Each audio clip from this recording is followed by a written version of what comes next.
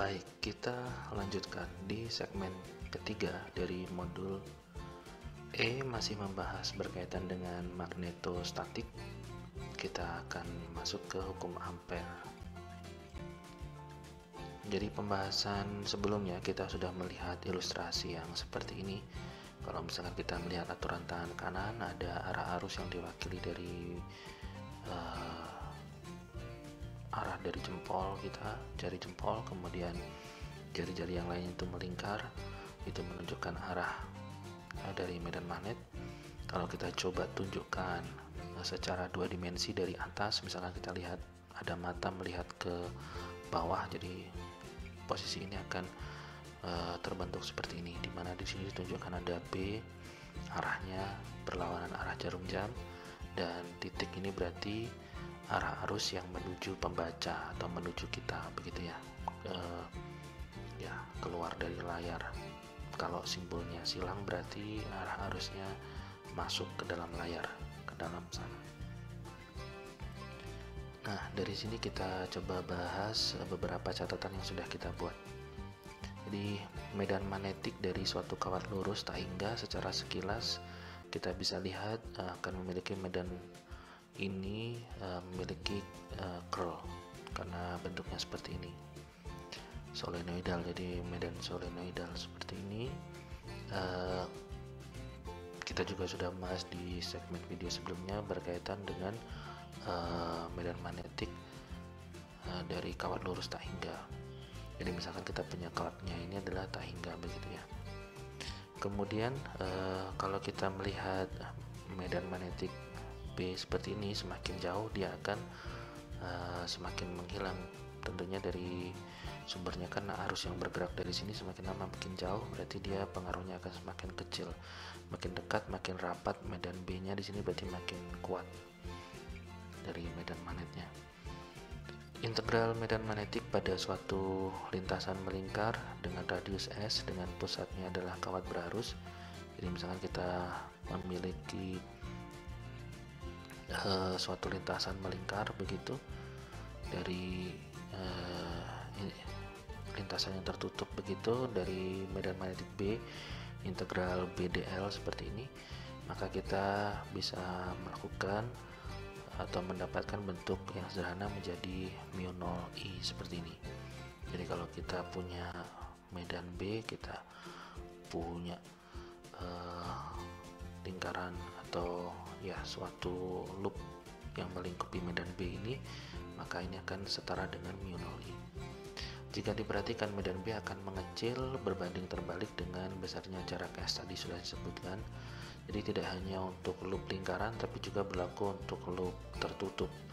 Nah, mungkin ilustrasinya kalau misalkan kita punya kawat arus seperti ini, kemudian kita punya semacam loop lingkaran begitu, ini kita sebut sebagai Amperian loop. Karena ini adalah kawatnya, mungkin ini terlalu digambarkan terlalu besar, tapi ini kawat kemudian bisa menghantarkan arus.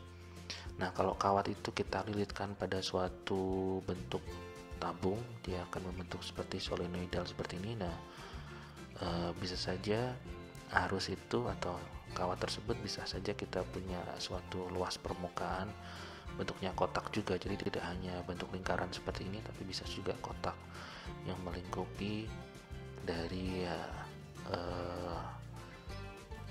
arus yang lewat di suatu area ini, misalkan kotak begitu ya.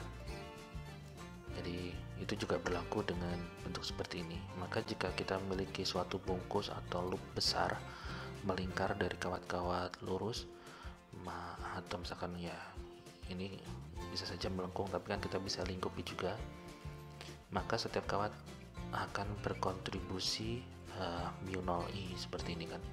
Untuk kawat di luar loop tidak memberikan kontribusi, maka integral garis akan menjadi seperti ini. Jadi misalkan kita punya kawat lain di luar loop yang diarsir ini, yang kotak ini, maka yang berlaku hanya yang ada di dalam Amperian loop ini ya, bidang Amperian ini. Jadi untuk kawat di luar loop tidak memberikan kontribusi, maka integral garis akan menjadi bentuk seperti ini. Integral tertutup B.dl sama dengan μ0 I enclose ya. Kalau kita sebelumnya kita punya key enclose di hukum Gauss, di hukum Ampere kita punya I. Jadi I ini adalah muatan yang bergerak. Di mana I enclose mencakup untuk total arus yang dilingkupi oleh jalur integrasi. Jadi misalkan kita punya permukaan atau loopnya bulat seperti ini, ada kawat yang menembus dari bidang ini, ya maka itu masuk dalam I enclose. Sedangkan yang misalkan ini ada punya I5 dan I2 di luar lingkaran ini, dia tidak termasuk. Jika aliran dari muatan diwakili sebagai suatu volume, jadi misalkan ada kawat serabut kawat banyak begitu, suatu volume kepadatan arus itu disimbolkan J, ya kan, volume. Seperti yang sudah disebutkan di video sebelumnya untuk kerapatan atau distribusi dalam bentuk volume, maka arus yang dilingkupi adalah I enclose sama dengan integral J dot dA. dA nya dimana dA nya ini adalah luas bidang atau luas loop Amperian loop ini, Amperian loop dA, integral J dot dA. Baik, kita lanjutkan di slide selanjutnya. Dengan integral dilakukan atas permukaan yang terbungkus oleh loop, maka integral tertutup B dot dl sama dengan mu 0 I enclose tadi kita sudah punya, dan I enclose sendiri sama dengan integral J dot dA. Maka kita bisa lakukan substitusi di sini. Jadi kita bisa punya integral tertutup B dot dl mu 0 dikali integral J dot dA. Nah, selanjutnya dengan mengaplikasikan teorema Stokes, kalau kita belajar teorema Stokes di bagian awal mata kuliah kita, maka di sini ada integral tertutup suatu lintasan ini sama dengan integral suatu permukaan, dimana di sini adalah cross product, di sini dot product. Di sini kan sama seperti ini formulasi umumnya. Jadi kita punya integral surface S dot dA ini sama dengan integral tertutup dot dl lintasan. Kemudian di sini cross product, di sini dot product. Ini kan bentuknya mirip sama seperti ini. Jadi bentuk ini akan sama seperti bentuk ini. Dan dari persamaan ini kita bisa melihat ada sama-sama memiliki integral dot dA. Di sini juga punya integral dot dA.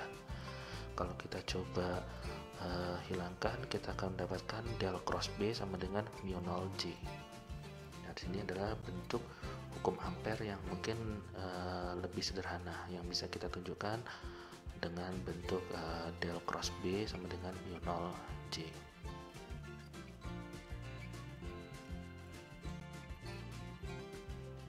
Baik, divergence dan curl dari B. Ya, secara umum tadi kita sudah membahas atau dengan video sebelumnya kita sudah membahas terkait dengan hukum filsafat dari suatu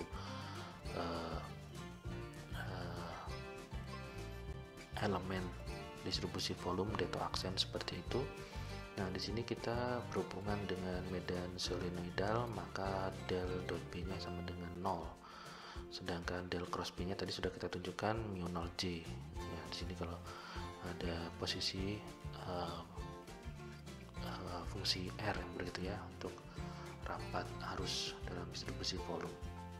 Oke. Nah, selanjutnya mungkin kita nanti di video selanjutnya kita akan membahas berkaitan dengan potensial vektor. Yaitu nanti kita perlu melihat persamaan-persamaan yang sudah kita peroleh atau kita tunjukkan dengan materi-materi awal dari kuliah kita. Di situ kita kenal ada beberapa product rules dan nanti akan dimanfaatkan lagi di segmen video selanjutnya. Baik, terima kasih, sampai jumpa di video berikutnya.